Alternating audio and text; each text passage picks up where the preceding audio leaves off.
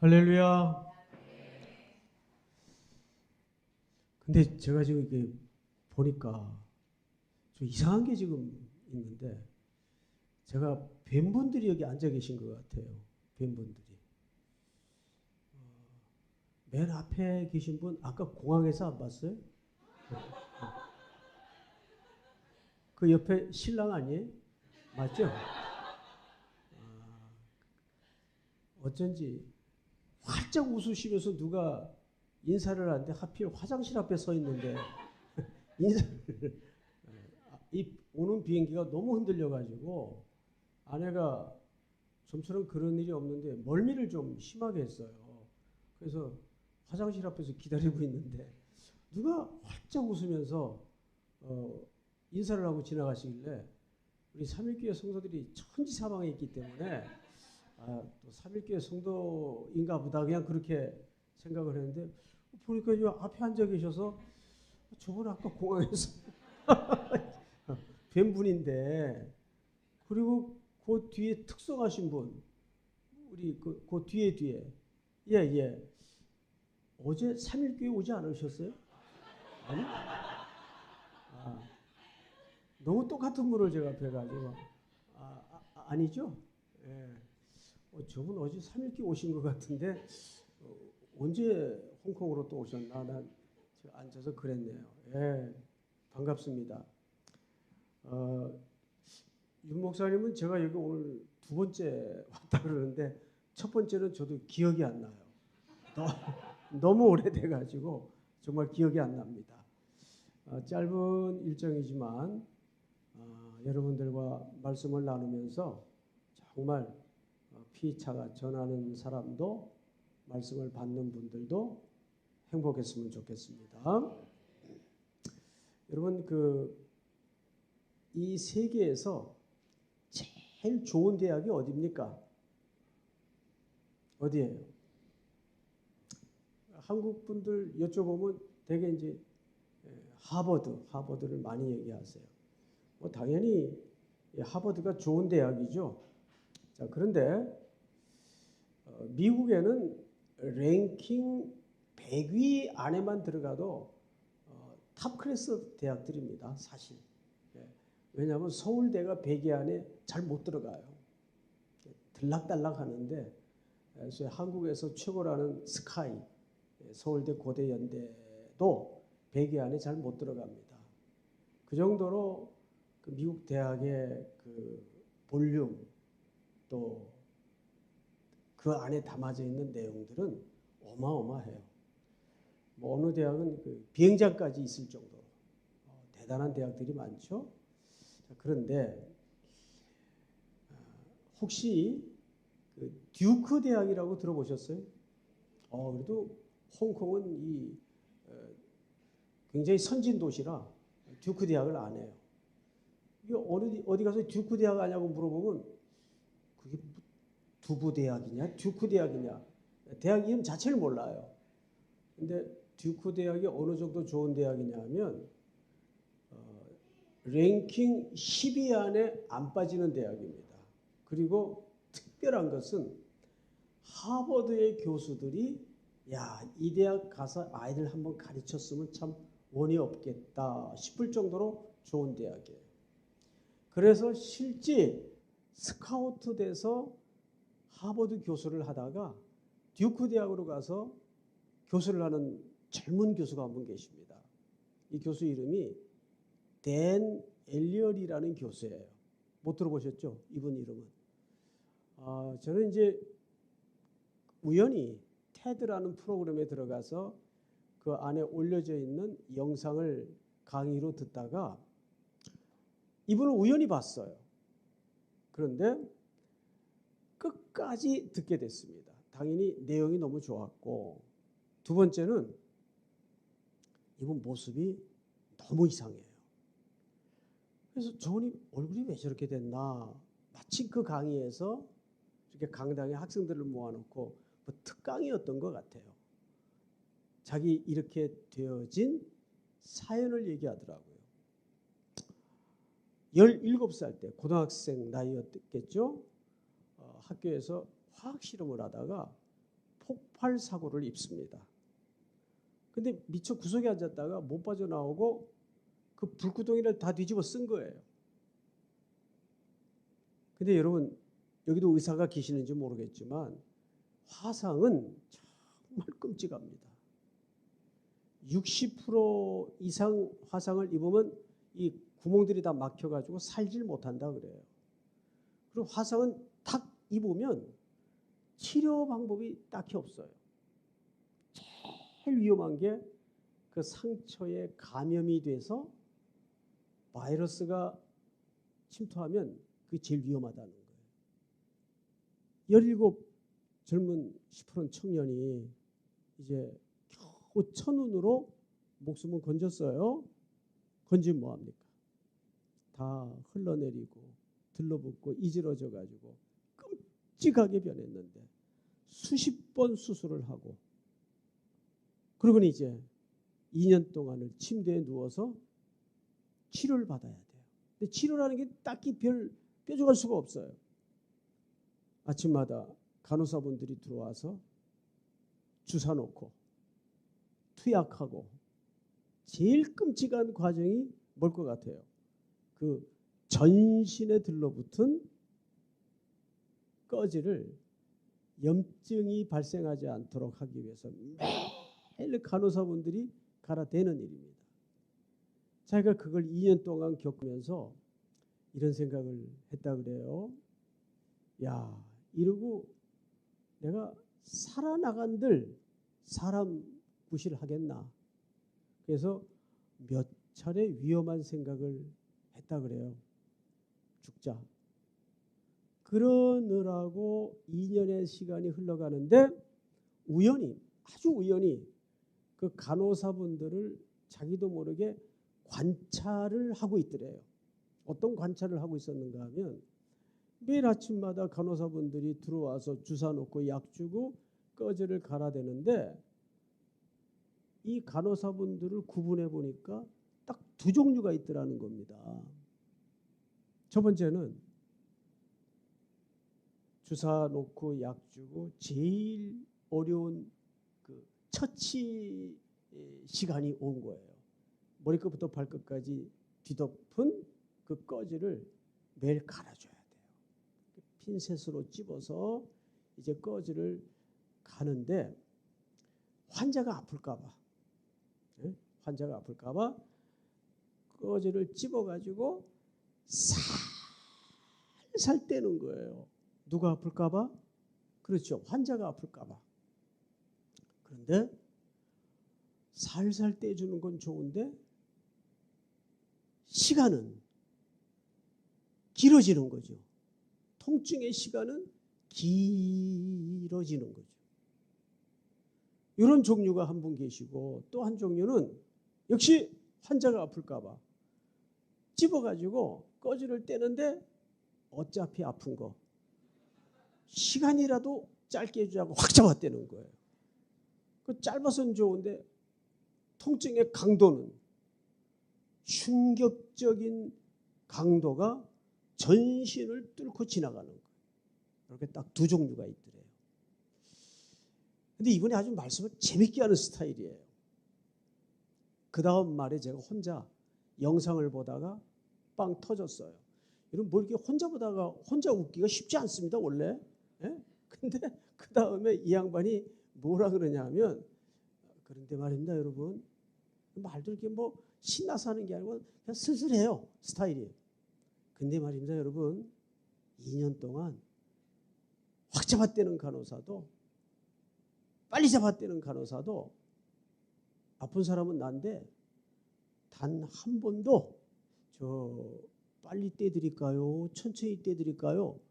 물어본 간호사가 한 명도 없었대요. 한 명도. 그 말에 제가 영상을 보다가 혼자 터진 거예요. 자, 송 목사가 그 말 듣고 왜 웃었을까요? 왜 웃었을까요? 네, 우리가 신앙생활을 이런 식으로 하겠구나. 교회마다 복잡하고 갈등 있고 하는 교회들 가보면 전부 다 누구를 위해서 싸워요? 주의 영광을 위해서. 그런데 정작 하나님 앞에 묻는 사람이 없는 거예요. 예? 그 간호사의 행동 양식과 똑같은 거예요. 그러니까 그분이 그 관찰을 계기로 경영 심리학자가 된 겁니다. 이 강좌는 그 듀크 대학의 필수 과목이 돼서 이 과목을 마쳐야 학생들이 졸업을 하게 돼 있어요. 그 유명한 교수입니다. 자, 오늘은 첫째 시간에 이런 흐름 속에서 말씀을 좀 여러분들과 개인적으로 겪었던 일들, 또 소회, 그리고 마지막에 말씀의 원리라는 흐름을 따라서 생각을 좀 해보겠습니다. 여러분들도 코로나 때문에 많이 힘들었죠. 홍콩도, 한국도 마찬가지예요. 세상에 3년 반 동안 교회가 문이 닫히고 목사는 갈 수도 없고 성도들은 올 수도 없고, 그리고 저 맹한 카메라 렌즈만 쳐다보고 어디 떠다닐지도 모르는 성도들을 머리에 그리면서 설교하게 될 줄이야 누가 상상을 했겠어요. 얼마 전까지만 해도.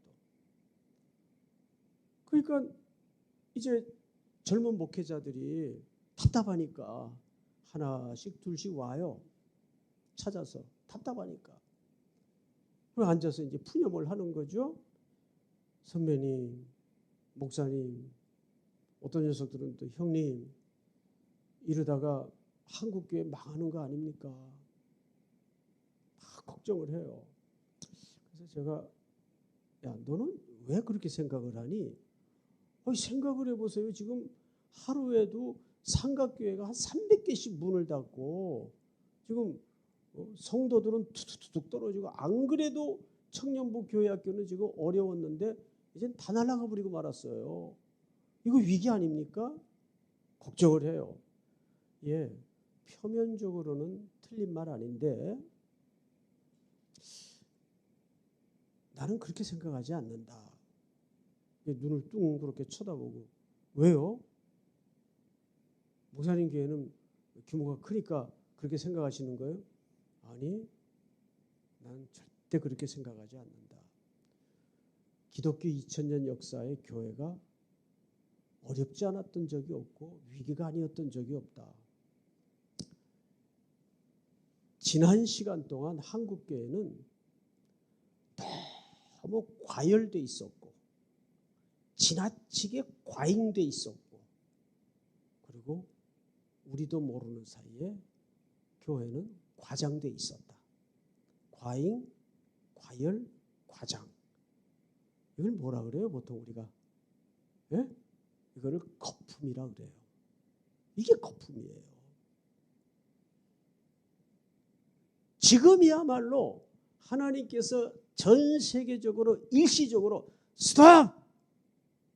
허용하시자마자 이 전대미문의 전염병이라는 사태를 통해서 모든 걸 중지시켰다. 왜 그랬을까? 이때야말로 이 과잉되고 과열되고 과장으로 가득했던 허세와 거품을 걷어낼 수 있는 유일한 기회라고 나는 생각한다. 우리가 이 기회를 놓쳐서는 안 된다. 그랬더니 한 친구가, 정말 제가 아끼는 후배인데, 눈시울이 이렇게 붉어지면서, 선배님 아시잖아요. 저 10년 전에 있는 돈 없는 돈 다 끌어 모아가지고 겨우 손바닥만한 상가건물 하나 얻어서 10년 만에 죽을 똥 쌀도 정말 전심을 다해서 목숨 걸고 이제 교인 40-50명 모여가지고 목회 좀 해볼 만하니까 이런 사태를 하나님이 허락하시는데, 저요 지금 3개월째 임대료 못 내고 다음 달 못 내면 방 빼라 그래요.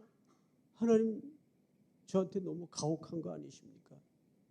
그래서 눈시울이 떡거려가지고 막 곧 떨어질 것 같더라고요. 사내 자식이 찔찔거리고 앉아있으니까 꼴보기 싫어가지고, 야, 울지 마. 뭐라 그랬어요? 아이, 위로는 못해줄 망정 야단을 치네요. 야단을 치는 게 아니라 네 말이 거슬려서 그래. 제가 뭐라 그랬는데요? 너 목숨을 걸고 진심으로 목회했다 그랬지? 그럼요. 아시잖아요.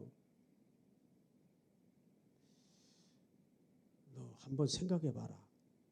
야, 대한민국 목사들 가운데 목숨 안 걸고 진심으로 목회하지 않은 사람이 어디 있냐?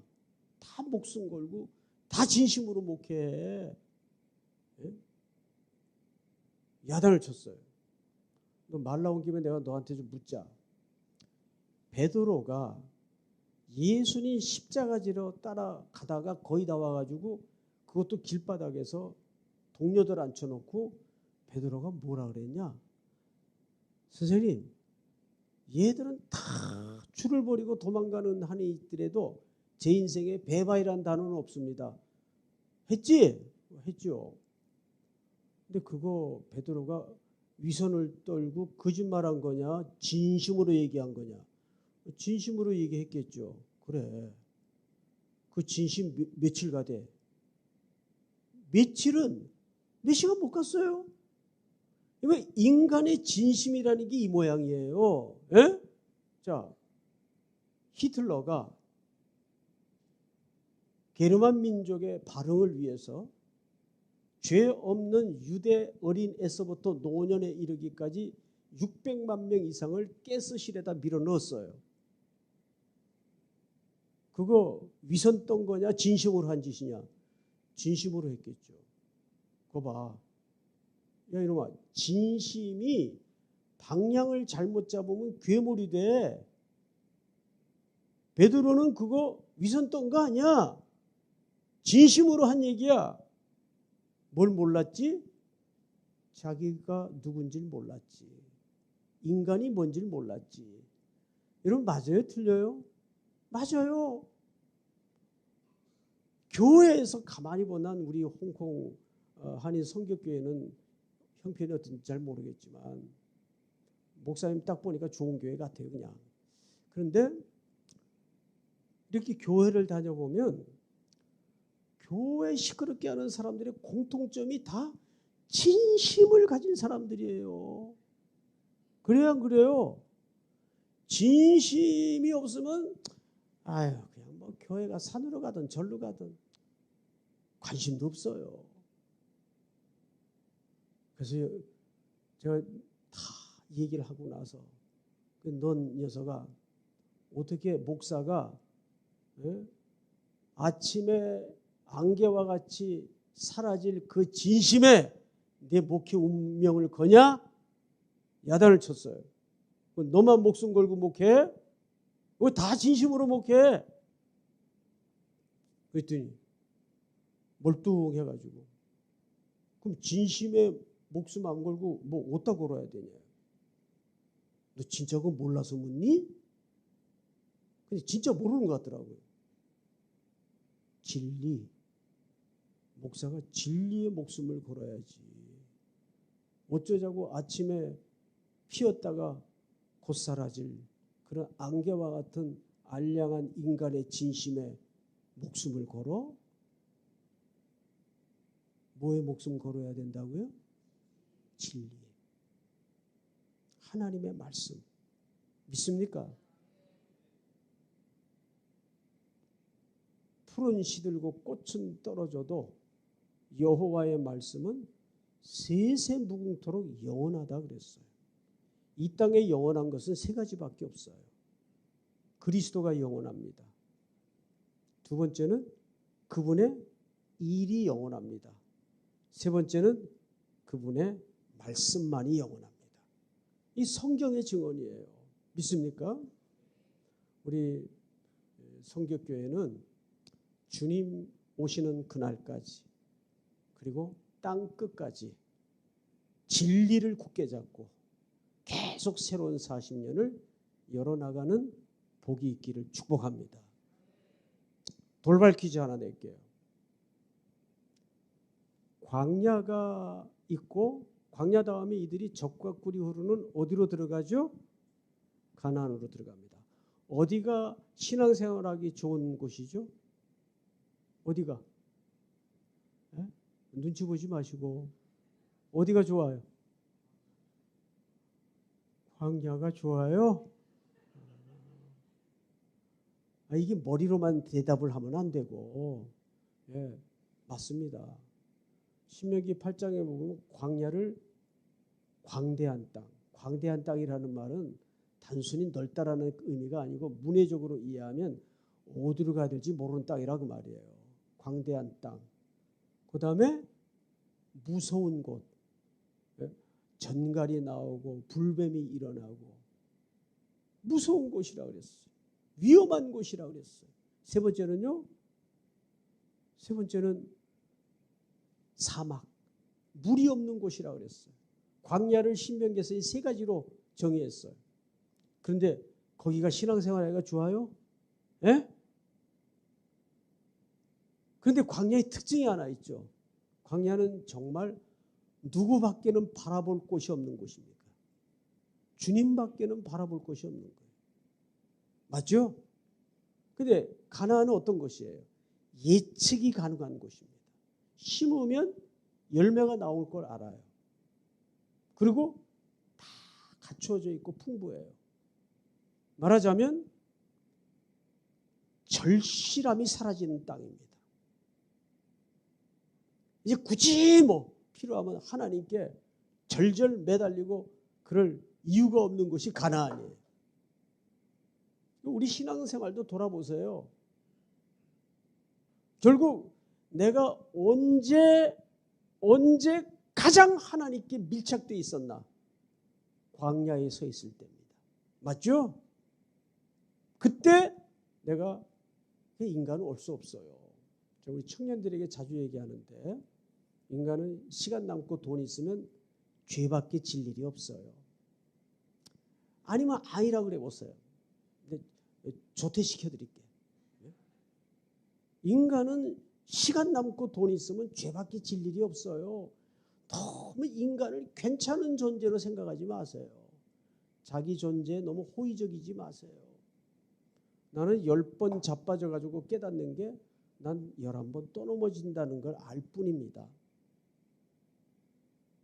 그 절망에서부터 십자가 앞에 붙들리지 않는 한 우리의 신앙은 그냥 겉절이에요.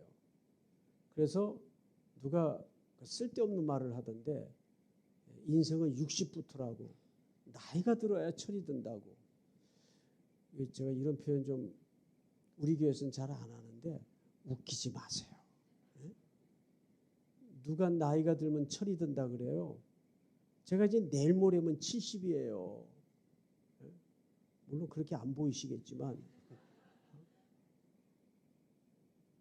그런데 사람은 나이가 들면 철이 드는 게 아니라 머리맡에 약봉지하고 똥꼬집만 늘어요. 무슨 철이 들어요. 십자가 만나야 철듭니다. 십자가를 경험하지 않으면 인생을 시작했다고 볼 수가 없어요. 믿습니까? 오늘 여러분들과 좀 마태복음 14장 본문을 중심으로 그 이야기를 좀 나누도록 하겠습니다. 자, 성경을 다 열어주세요. 성경을.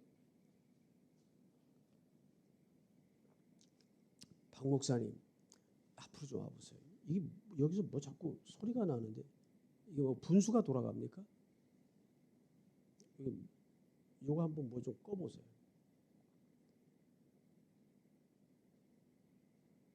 얼마나 찬양 인도를 아까 잘하시는지. 이거 뭐 소리 나죠? 아, 그래요? 이게 죄송합니다. 그래, 안 더우시죠? 예, 살짝 땀을 내며 말씀을 듣는 것도 은혜가 됩니다. 예. 제가 소리가 좀 너무 좋네요. 예, 좋습니다. 조용하죠? 예. 본문을 다 열어 놓으시기 바랍니다. 14장 22절 보시면 예수께서 즉시 제자들을 재촉하사 자기가 무리를 보내는 동안에 배를 타고 앞서 건너편으로 가게 하시고 이렇게 돼 있어요. 그러면 이 백길은 따지고 보니까 누가 가라고 명령하신 백길입니까? 네? 예수님이. 본문 우리 읽었나요 지금? 아까 시작할 때 읽었죠? 예. 헷갈려가지고 시차가 있어서 아직 제가 다시 질문합니다. 이 백길은 누가 명령하신 백길입니까? 예수님이. 자, 그런데 가다가 뭘 만났어요? 풍랑을 만났어요. 여기서 굵은 인생의 원리가 도출됩니다. 예수님이 분명히 가라고 명해서 떠난 길이에요. 근데 가다가 뭘 만나요? 풍랑을 만나요. 저도 이제 1년에 한 넉 달 정도를 선교지 현지에 돌아다니다 보니까 선교사님들 일상에 겪어지는 수많은 기맥힌 일들을 많이 만나요. 저 푸놈푸네에서 조금 떨어진 곳에 희망학교라고 있어요. 임만호 선교사님이라고. 아마 들어보셔서 아실 겁니다. 그 학교를 우리 아이들이 매년 이제 가는데 그 선교사님은 대구 분이에요. 근데 제가 처음 뵀을 때 이게 말씀을 잘 못하시더라고요. 젊은데. 그리고 그 아내 선교사님이 응대를 다 해주세요. 알고 보니까 알츠하이머 병에 파킨슨하고 같이 왔어요. 젊은데 왜 이 병이 벌써 오셨냐 그랬더니 충격 때문에. 아들이 둘이 있었는데 19살 요한이가 아버지가 선교사로 떠나서 캄보디아 땅에 19년 전 땅을 밟은 순간부터 거의 선교사 몫을 했어요. 얘가 선교사 아들로서 푸놈푸네 그 캄보디아의 새카만 아이들을 같이 사랑해주고 가르쳐주고 아빠 따라 선교하고 오늘 얘가 행방불명이 됐어요. 그의 치안도 엉성하고 정보도 제대로 갖추어지지 않는 그 나라에서 그 아이를 어떻게 찾아요? 정말 하나님이 도우셔서 그 아이를 찾았어요. 어디서 찾았는가 하면 절간에 곧 화덕에 던져지기 직전 시신으로 찾은 거예요. 거기는 그냥 장례 절차도 다 아무것도 없어요. 그냥 대개 사람이 죽으면 절에다가 갖다가 이제 태우는 거예요. 근데 불구덩이에 들어가기 직전에 그 절 마당에서 그 아이를 시신으로 찾은 거예요. 알고 봤더니 운전하는 트럭 운전사가 치여가지고 그걸 어떻게 정상적인 절차나 법적 조치를 하지 않고 자기 그 사고 난 트럭에다 실어가지고 그냥 돌아다니다가 절 마당에다 던져놓고 간 거예요. 근데 그걸 어떻게 찾았어요? 그 충격으로 아버지는 건강을 완전히 잃어버렸어요. 그래서 한 4번을 보따리를 쌀까 말까 풀었다 놨다 풀었다 놨다 하다가 마음속에 들어온 생각이 뭐냐면 하나님, 내가 여기 돈 벌러 왔습니까? 내가 여기 유람하러 왔습니까? 주님 갈아서 모든 거 포기하고 이 땅을 밟은 것밖에 없는데 나한테 어쩌면 이렇게 가혹한 시련을 주십니까? 어떻게 그 땅에서 다시 살 수 있겠어요? 그 아들을 결국 그 땅에 묻고 그 땅을 떠나지 못했어요. 그리고 일군 학교가 희망학교입니다. 이제 가보신 분들은 아시겠지만 캄보디아에서 최고로 잘 지어지고 잘 운영되고 있는 학교로 발전을 시켰고 그 인근에 아들 무덤을 만들어 놨어요. 그 간증을 다 듣고 교무실을 나오는데 얼마나 힘들었을까 하는 생각에 그 아내 선교사님에게 물었어요. 근데 어떻게 견뎠어요? 그랬더니 이런 말을 하시더라고요. 목사님, 어떻게 견디다니요? 매일 아침이 밝아올 때마다 모세 생각이 났대요. 모세는 광야에서 아침을 맞을 때마다 그 아침이 얼마나 끔찍했을까. 200만 명 넘는 그 문제 많은 인생들, 전부 결핍과 절박밖에 남지 않은 그 히브리 노예 출신들을 끌고 아무것도 없는 벌판 광야에서 아침을 맞을 때, 여러분, 그 아침이 눈부시고 희망에 찬 아침이었겠어요? 이거 오늘 하루 또 어떻게 버티나? 어디로 가야 되나? 얼마나 적막하고 막막하고 기맥힌 아침이었겠습니까? 그 선교사님이 그러는 거예요. 목사님, 모세가 아침을 맞는 기분이었습니다. 이 배를 타고 떠난 제자들은 뭐 유람하러 떠난 것도 아니고 예수님이 가라 명해서 떠난 배길이에요. 근데 가다가 뭘 만나요? 고난도 겪고 똑같이 교통사고도 당하고. 아마 여기 선교사님들은 그 소식 알 거예요.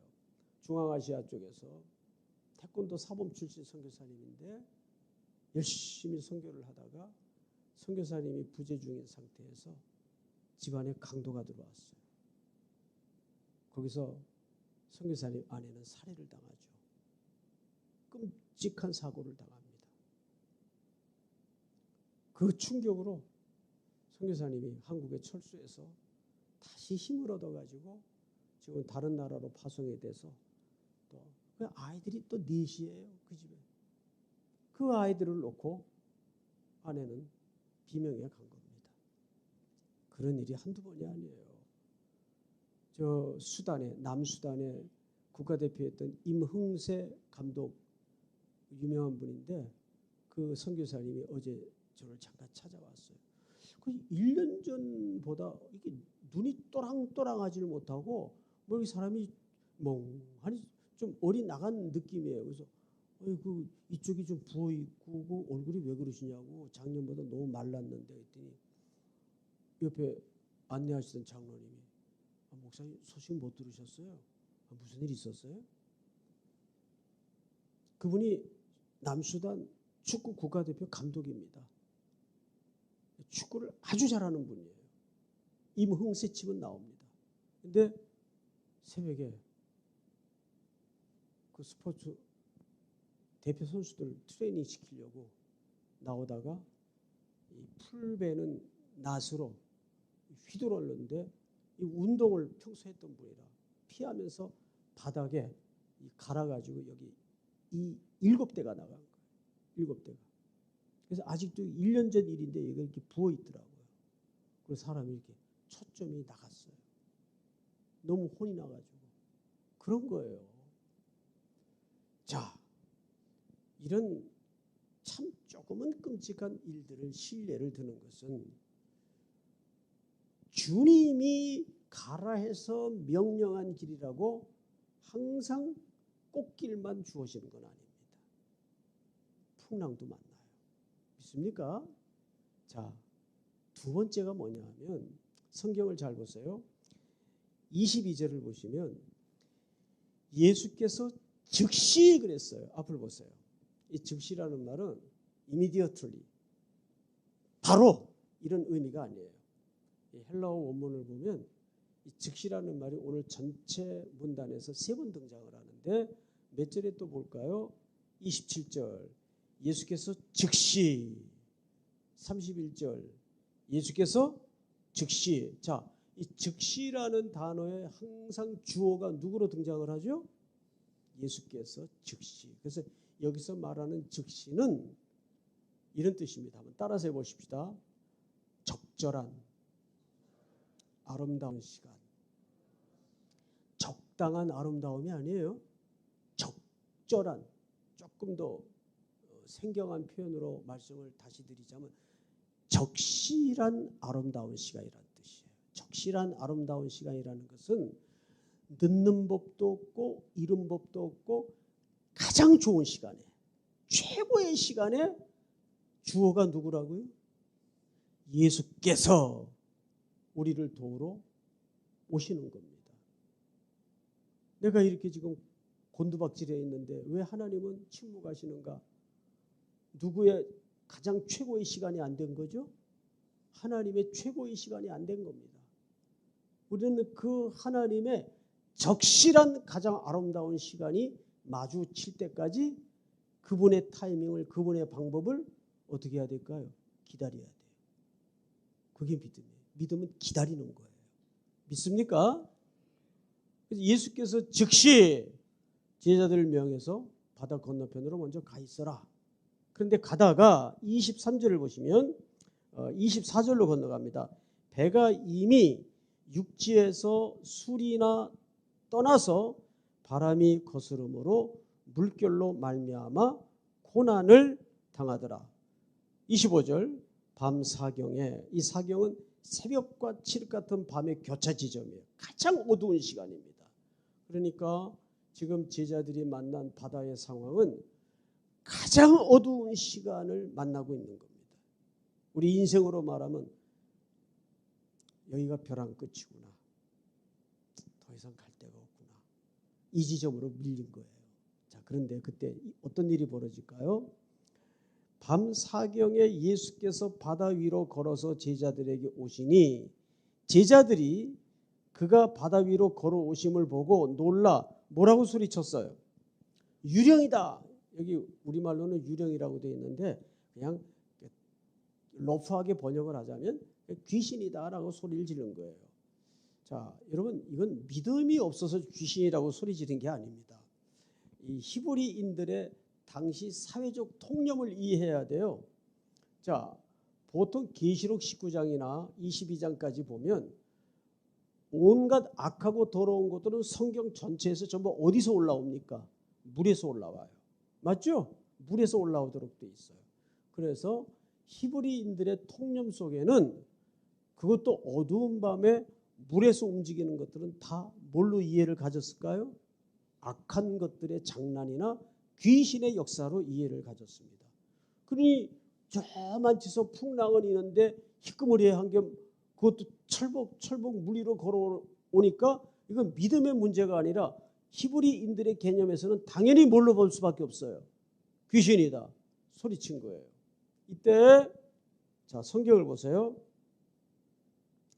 밤 사경에 예수께서 바다 위로 걸어서 제자들에게 오시니 제자들이 그가 바다 위로 걸어오심을 보고 놀라 유령이라 하며 무서워 소리 지르거늘 예수께서 즉시 이르시되 안심하라 나니 두려워하지 말라. 자, 앞을 보세요.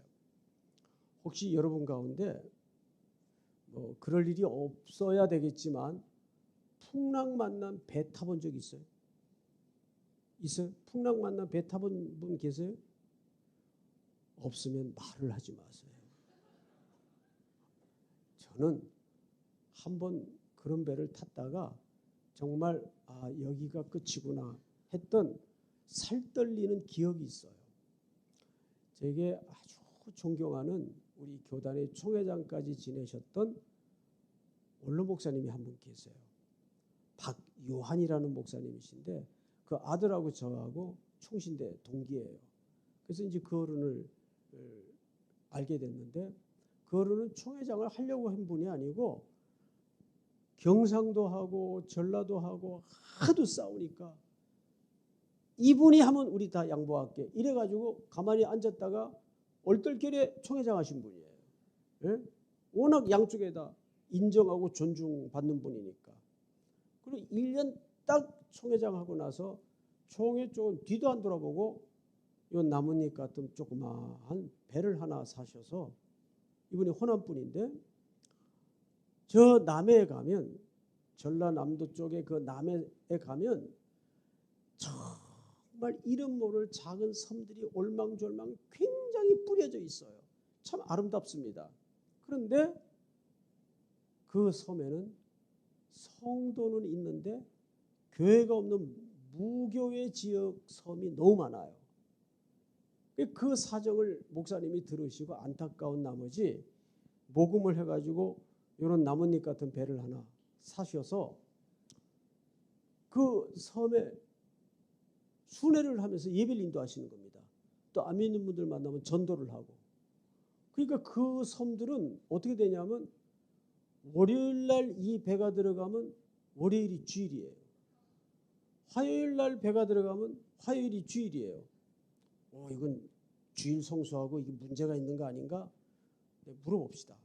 대답 그대로 하세요. 주일은 누구의 날이에요? 주님의 날이죠. 월요일은 누구의 날이에요? 정확히 대답하세요. 우물쭈물하지 마시고. 월요일은 누구 날이에요? 화요일은 누구 날이에요? 토요일은 누구 날이에요? 안식일 교도들의 날이에요? 토요일 누구 날이에요? 원칙으로는 매일이 누구의 날입니까? 주의 날이죠. 맞아요? 틀려요? 모든 날이 주의 날이에요. 주일만 주의 날이 아니란 말이에요. 자, 그렇게 순회를 하는데 어느 날 저한테 전화를 주셨어요. 그래서 저는 그분이 뭐 어디 가자 그러면 묻지도 따지도 않고 예 알겠습니다 그러고 나서는 형편인데 송 목사님 시간 좀 낼 수 있나? 예 얼마 낼까요? 한 4일만 내지. 예 알겠습니다. 어디로 가야 돼요? 전라남도 해남이라는 데 가면 토말이라는 데가 있대요. 토말. 토말이란 말 자체가 땅끝이란 얘기예요. 그래서 난 어디로 왜 가는지도 모르고 또 찝자를 타고 그때 무쏘라는 차를 타고 다녔는데 그 무쏘를 타고 하얀 바바리를 입고 이제 토말까지 내려갔어요. 그때 항구예요. 거기가 항구인지도 모르고 내려갔어요. 그 차를 거기다 주차를 시켜 놓으래요. 그리고는 저를 항구로 데려가시더니 이 배를 타라는 거예요. 그게 방주어예요. 세상에 바바리 코트 입고 배를 탄 거예요. 예? 그리고는 이제 어디 가시냐 그랬더니 마삭도라는 섬을 간대요. 마삭도. 그 찾아보면 나와요. 마삭도가. 그 처음에는 한 20분가량은 정말 거울 위를 미끄러지듯이 평탄하게 갔습니다. 근데 바다가 참 희한하더라고요. 조금 있다가 바람이 살랑살랑 불어오기 시작하더니 쫙 끝에서 먹구름이 쫙 몰려와요. 그러더니 바람이 거세지면서 비를 때리기 시작하는데 그때 파도가 치기 시작하는 거예요. 파도가 이렇게 치면 이 파도 끝에 배가 이렇게 서요. 실제 이런 배 타봤어요? 안 타봤으면 얘기를 하지 마세요. 이런 배. 그게 죽겠더라고요. 근데 이 뱃길에 워낙 익숙했던 그 선장과 목사님도 이게 보통 파도가 아니구나 싶은지 원로 목사님이 선장 그 엔진 끄게 그래요. 그래서 놀래가지고 목사님 이 판에 엔진까지 끄면 어떻게 해요? 했더니 원래 이럴 때는 동력이 두 개가 부딪히면 배가 뒤집어진대요. 배라는 동력과 파도의 동력. 그러면 둘 중에 하나는 꺼야 되는데 파도는 우리가 끌 수가 없으니까 배를 꺼야 된대요. 그러니까 바다를 오래 다니는 분들은 이 원리를 아시더라고요. 엔진을 딱 끄니까 그때부터 배가 파도 끝에 올라갔다가 내려갔다가 그런 저를 보고 배 밑에 들어가 있으래요. 그래서 겁이 나가지고 배 밑에 들어가서 있는데 요나가 따로 없어요. 거기서부터 막 살려달라고 기도가 나오는데 그리고는 6시간인가 만에 그 섬에 도착을 했어요. 그렇게 안 걸리는 거리예요. 이제 겨우 풍랑이 먹고 섬에 도착을 해서 어느 집인지도 모르는데 약간 툇마루에 한 3시간을 누워 있었어요. 하도 혼이 나가지고. 그리고는 예배 인도를 하고 다시 배 타고 나와서 이틀 만인가 집에 올라와가지고 아파트 문을 열고 들어갔더니 그때 아내가 제 얼굴을 보고 당신 얼굴 왜 그래요? 나중에 설명할게. 묻지 마라. 이 사람이 어리나가는 거예요. 그래서 저는 이 제자들이 겪고 있는 심정을 여러분보다는 조금은 이해를 해요. 얼마나 무서웠을까. 뭐 죽는다고 소리를 쳤겠죠. 근데 그 칠흑 같은 밤에 저기서 희끄머레한 물체가 철벅철벅 걸어오니 당연히 귀신으로 바뀌었죠. 근데 예수님이 얘들아 나다. 두려워하지 마라. 그러면 저만 해도 아이 깜짝이야. 선생님이셨군요. 그랬을 법한데 이 배씨가 자 성경을 보십시다. 28절 전체 한번 같이 읽어볼까요? 시작.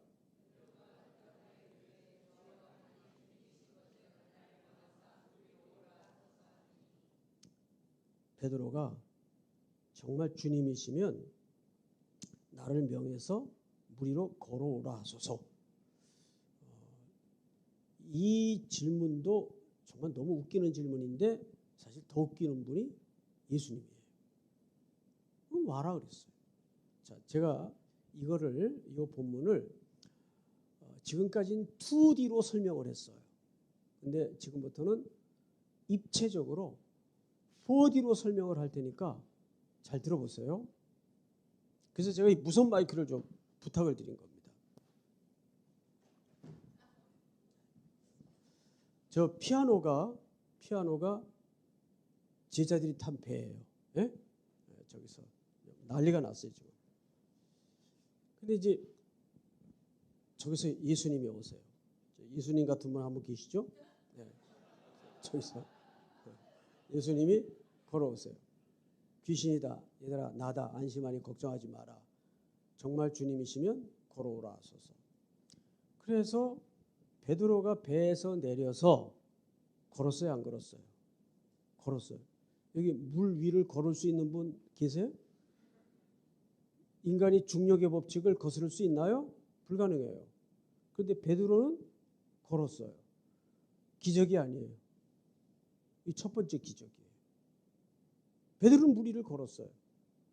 근데 사람이 물 위를 걷는 게 이론적으로 가능하다 그래요. 사실은. 앞발 빠지기 전에 뒷발 빼고 뒷발 빠지기 전에 앞발 빼고. 이건 말장난이지. 예? 말장난이지. 자, 근데 베드로는 배에서 내려서 누구에게로 향하여 지금 걸어가고 있어요? 예수님에게로 향하여 걸어가고 있어요. 맞죠? 예, 걸어가고 있어요. 이거 기적이 아니에요. 몇 번째 기적이에요? 그런데 첫 번째 기적의 한계. 바람을 보고 무서워? 어떻게 하는지라? 빠져가는지라. 바람 보고 바로 빠져갔어요. 맞죠? 네. 이 첫 번째 기적의 한계예요. 환경을 보고 바로 빠져갔어요. 그러자 자 31절 성경을 다시 한번 31절 다 같이 시작.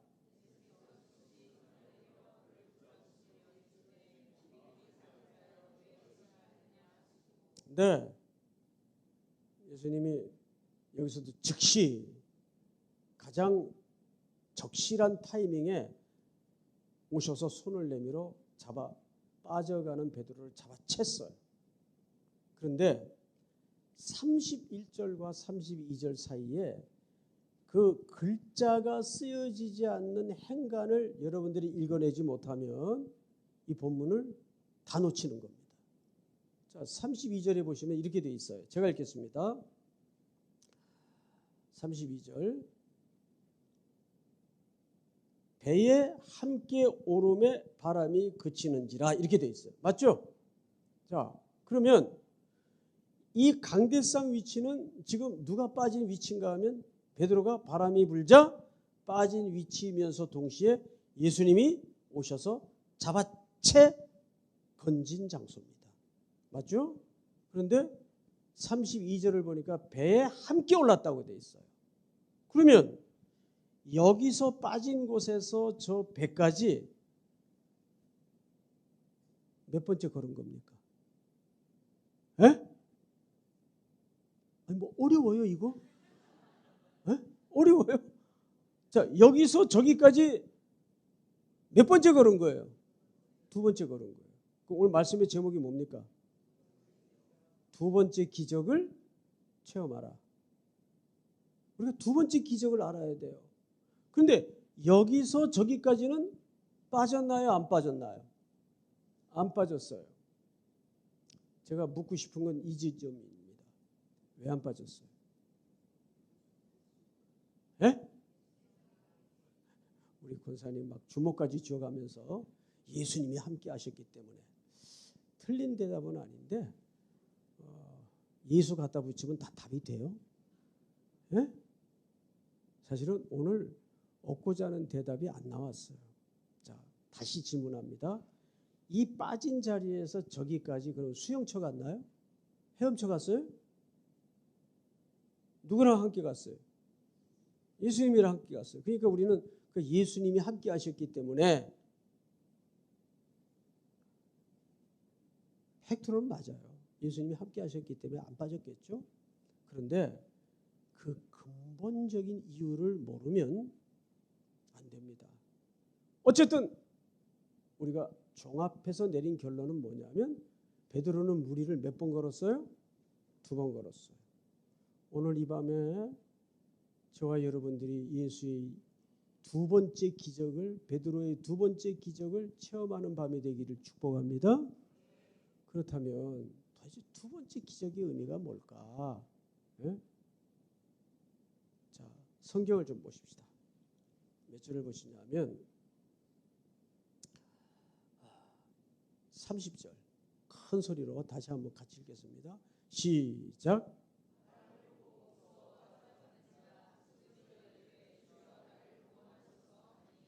아멘. 자, 앞을 보세요. 따라서 합니다. 주여, 나를 구원하소서.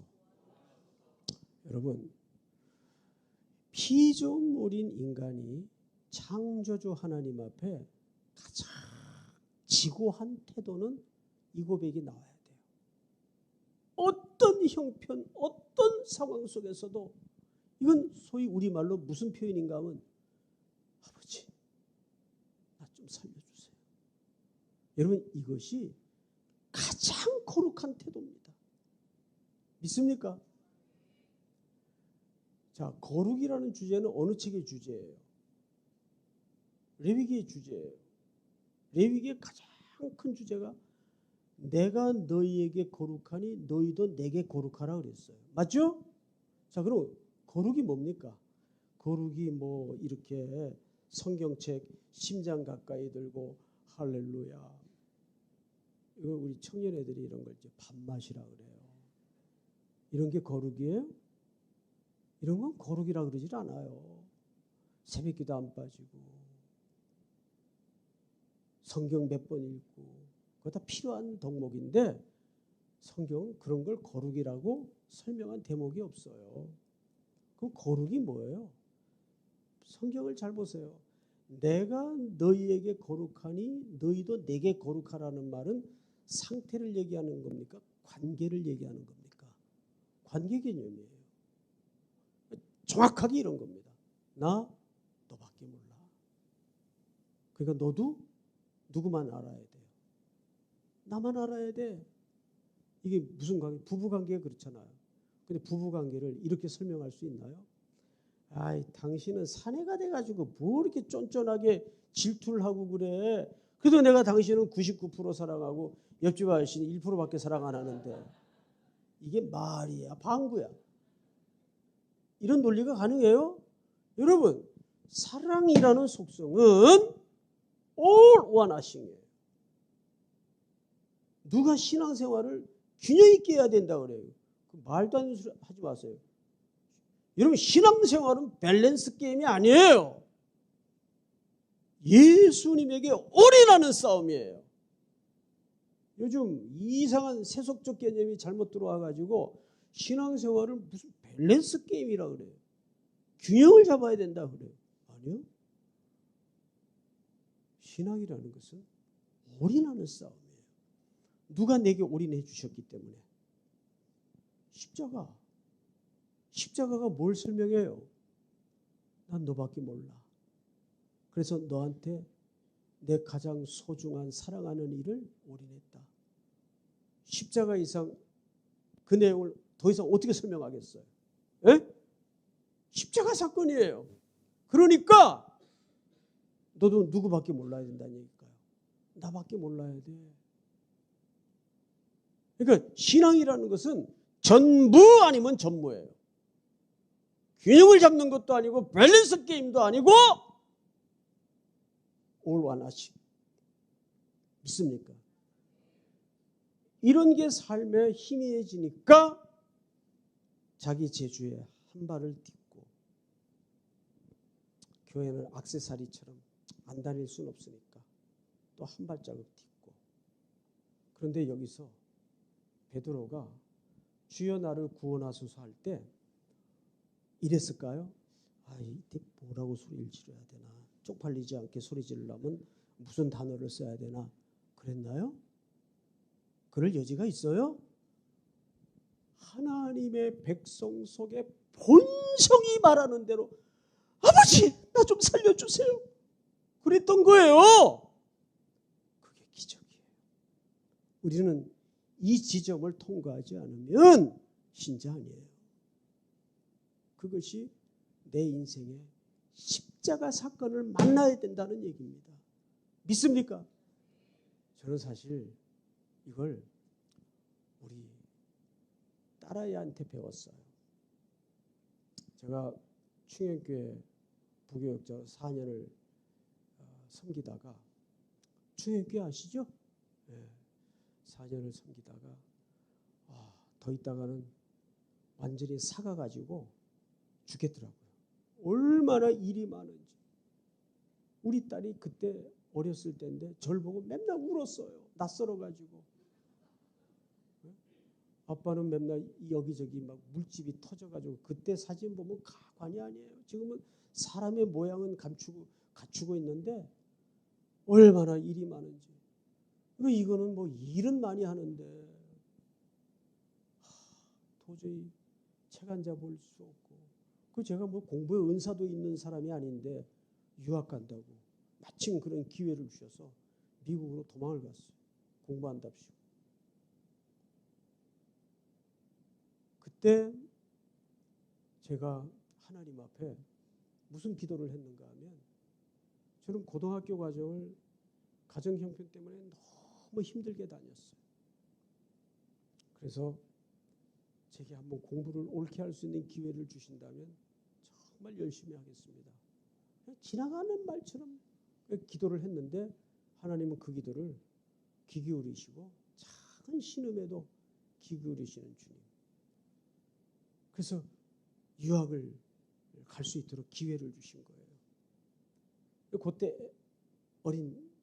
이제 걸음마 막 뗀 어린 딸이 하나 있었습니다. 그래서 그 아이를 데리고 저 뒤에 앉아 계신 우리 사모님 모시고 이제 원웨이 티켓을 끊어서 다시는 돌아오지 않으리라 하는 마음으로 미국을 떠났어요. 골든게이트라는 학교에 입학을 했는데 뭐 옆에 이제 흑인 학생이 앉아 있고 한 클래스에 뭐 한 20명. 미국은 이렇게 한 반에 학생들이 많지 않잖아요. 앉아 있는데 옆을 보니까 전부 다 이렇게 토닥토닥 뭐 기계를 놓고 막 쳐요. 타이핑 치듯이. 그게 뭔가 봐요. 한국에는 그런 게 아직 안 들어왔을 때인데 노트북이라는 거예요. 노트북. 그때는 맥북이 나오지도 않았고 세상에. 그냥 유일하게 좋은 게 일본의 소니. 두 번째는 미국의 IBM에서 나온 그 빨간 콩, 자판에 빨간 콩 있는 컴퓨터. 두 종류밖에 없어요. 근데 얘네들이 수업을 다 하고 나서는 거기다 플로피 디스크를 넣어가지고 포맷해서 수업 내용을 복사해서 그거만 딱 들고 가더라고요. 근데 그것도 나는 줘봐야 소용이 없는 게 노트북 자체가 없으니까. 그러니까 이 영어도 못 알아듣는 데다가 나 다음날 학교 가면 숙제가 있었다 그러고. 이 공부가 안 되는 거예요. 안 그래도 공부에 은사가 없는 사람인데. 그래서 안 되겠다 싶어가지고 야, 그거 얼마냐 물어봤더니 90년대 초반인데 4,000불. 어마어마한 돈이죠. 그걸 어떻게 사요? 제가. 그래서 처갓집 장학금을 조금 빌리고, 그때 이제 아버님이 아내에게 주었던 돈이 조금 있었어요. 조금씩 조금씩 모은 돈하고 해가지고 그것도 매달 페이먼을 해야 되는데, 저는 평생 이 카드도 빚진다고 생각을 해서 일절 카드를 안 써요. 무슨 현찰만 쓰는 카드를 뭐라 그러죠? 네? 체크 카드. 그런 것도 잘 몰라요. 그런 것만 써요. 어쨌든. 그리고 월부로 쓰는 법이 그거 다 빚이니까. 저희는 중학교 때부터 엄마가 저희들을 양육하면서 늘 입버릇처럼 했던 구호가 빚을 내서라도 너희들 공부시킨다 이랬어요. 그래서 어릴 때부터 빚을 많이 냈어요. 저희 집은 늘 빚 가운데로 쭉 걸어왔어요. 그러니까 결국 고등학교 1학년 때 제가 자퇴를 할 수밖에 없었어요. 그리고 엉망진창으로 학교를 다녔어요. 그래서 그걸 4,000불을 현찰을 주고 노트북을 산 거예요. 정말 새로운 세상이 열리더군요. 그래서 그걸 보자기에다 싸가지고 학교로 가져가서 수업하고 또 복사해서 수업한 거를 집에 와서 정리하고, 제가 그때 MDB하고 MAC 기독교 교육 두 과정을 같이 하고 있었어요. 학교 서울에서 공부한 게 좀 인정이 돼가지고 같이 할 수 있는 여력이 있었어요. 이제 거기다 논문 다 집어넣고 한 5학기인가 수업 자료 다 집어넣고, 이제 얼마 사실은 실적을 안 남겨두었는데, 제가 집에 와서 이제 이런 테이블 위에다가 이렇게 노트북을 열어놓고 그 정리를 하다가, 그때는 그 컴퓨터에 백업 개념이 없어가지고 무조건 다 집어넣는 거예요. 그 안에다가. 그러니까 그거 문제가 생기면 그냥 끝나는 거예요. 백업 개념이 없어가지고. 그래서 잠깐 화장실에 갔다가 온 사이에 너무도, 제가 지금도 딸 봐오는데, 사랑하던 딸이 곳에 의자를 밟고 테이블 위에 올라가서 자판기 위에 앉아가지고 노트북 그 자판 있죠? 거기에 앉아가지고 그냥 일을 저지른 거예요. 너무너무 당황하고 놀라서 일단 애를 카펫 위에다 내려놓고 노트북을 들어봤더니 하염없이 흘러요. 응? 그 염분기 가득한 물이. 그래서 이제 버튼을 눌러봤더니 끝났어요. 안 돼요. 너무 열이 뻗쳐가지고 그때는 딸도 눈에 안 들어오고 집사람은 사태 파악하고 방에 들어가서 나오지도 않고, 이제 딸을 앉혀놓고 버럭버럭 막 소리, 너 이게 뭔지 알아? 뭐가 들었는지 알아? 누가 거기 올라가라 그랬어? 너! 막 그러니까 얘가 살면서 뭐 그래봐야 몇 살 안 살았지만 그런 아빠 얼굴을 처음 본 거예요, 얘가. 그러더니 애기들 그 막 울먹이기 전에 여기 미간 뻘개지는 거 있죠. 걔가 유난히 이게 뻘개졌어. 빨개지더니 얘도 놀란 거죠. 우리 아빠가 저런 얼굴을 한 번도 표현한 적이 없는데 울먹하다가 드디어 왕 터졌어요. 애가 또 목소리가 워낙 커요. 왕 터졌어요. 그런데 그 다음에 이 아이의 행동에 저는 깜짝 놀랐어요. 왕 터지더니 얘가 아빠 하면서 제 품 안으로 확 달려드는 거예요. 그래서 제가 저리가 이 집이야! 그랬겠어요? 그랬겠어요? 그걸로 끝낸 거예요. 나도 그때 정신이 돌아와가지고 아이고 놀랬구나. 미안해. 됐어. 울지마. 아이고 미안해. 다독거렸어요. 그러면서 그 아이가 그 절박한, 나름대로는 얼마나 자기도 위기예요. 근데 얘는 본성으로 아는 거예요. 우리 아빠 평소 나한테 대해주신 얼굴이나 느낌이나 모든 내용으로 봐서 아빠한테 달려들 수밖에 없다. 아빠하고 달려든 거예요. 제품으로. 저는 이게 평생에 두고두고 교훈이에요. 그래. 세상에 천하 잘못을 저질렀더라도 십자가 앞에 거꾸로 주면 되는 거지 뭐. 아버지 품에 달려들면 되는 거지 뭐. 여러분 그래야 안 그래요? 거기에서 자기 모양새 생각하고 내가 이럴 때 무슨 단어를 써야 하나님께서 혼나게 들으실까? 뭐 그런 거 고려할 상황이 돼요? 우리 안에 하나님의 자녀로서 하나님의 백성으로서 내 안에 나도 모르게 터쳐 나올 수밖에 없는 하나님을 향한 생명력, 본성. 그게 몇 번째 기적이에요. 그게 두 번째 기적이에요. 아버지, 나 좀 살려주세요. 아버지, 나 좀 도와주세요. 아버지, 우리 아들 살려주세요. 아버지, 내 회사가 지금 사람의 손을 떠났습니다. 주님밖에는 답이 없습니다. 이 고백을 할 수 있는 피조물이 누구예요? 하나님의 백성들이에요. 그러니까 여기서 베드로에게 발견한 두 번째 기적이 뭐냐 하면 지금까지는 자기 실력, 자기 재간, 자기 능력으로 살았어요. 무리도 걸었어요. 기적이죠? 그런데 그 기적은 바람 불자 바로 빠지는 기적이었어요. 두 번째 걸을 때는 바람이 안 불었나요? 아니에요. 여러분 32절을 다시 보시면 이렇게 돼 있어요. 32절 시작. 그만. 바람은 언제 그쳤어요? 두 번째 걸을 때 그쳤나요? 아니에요.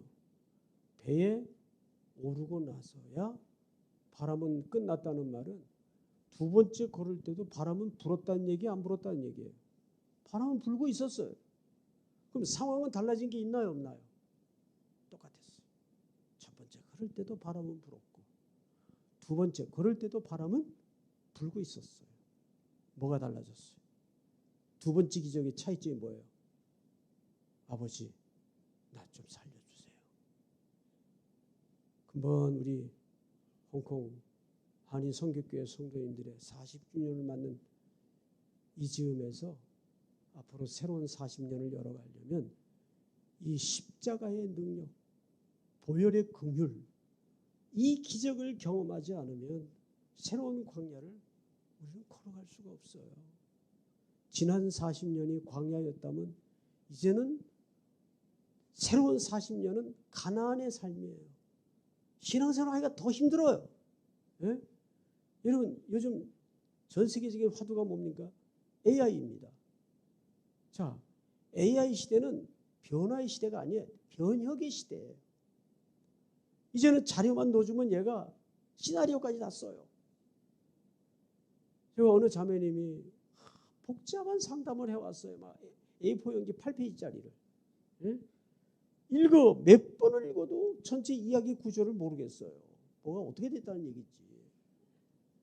그래서 이거를 제가 AI한테 집어넣어 봤어요. 네가 한번 상담을 좀 해봐라.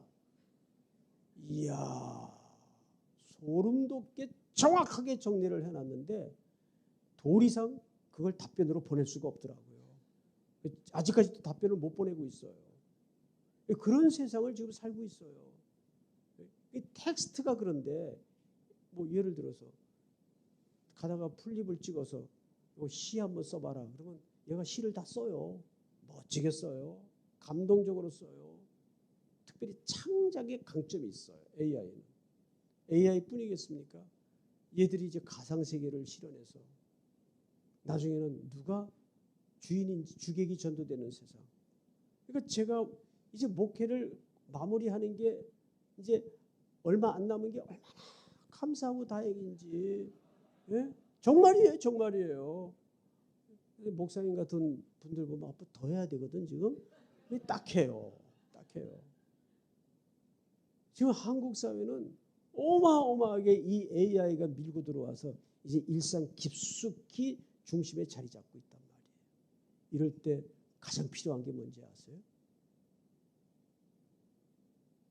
십자가의 능력이에요. 변치 않는 진리의 능력을 경험하는 교회. 믿습니까? 제가 조금 아까도 목사님하고 말씀을 나누었지만 선교 현장을 청년들 데리고 성도들 함께 다니다 보면 저 주일에 5번, 6번을 라이브로 설교를 해요. 생으로. 그 주일날 하루 종일 끝나고 나면 막 2kg씩 빠져요. 열심히 설교를 한다고 나는 여기서 설교가 다 끝난 줄 알았어요. 그런데 세계 도처에 슬픔이 가득하고 공고한 현장을 밟아보면 해석이 거기서 되더라고요. 이제 우리 홍콩 한인 선교교회는 이 세계 지구촌의 허브와 같은 위치에 나를 왜 이 나그네로 잠시지만 살게 하셨을까?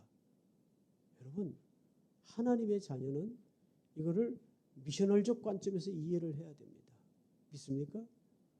하나님의 자녀들은 여기서 주재원으로 살든 교수로 살든 그것이 나에게 허락한 마지막 고을, 목적지가 아니에요.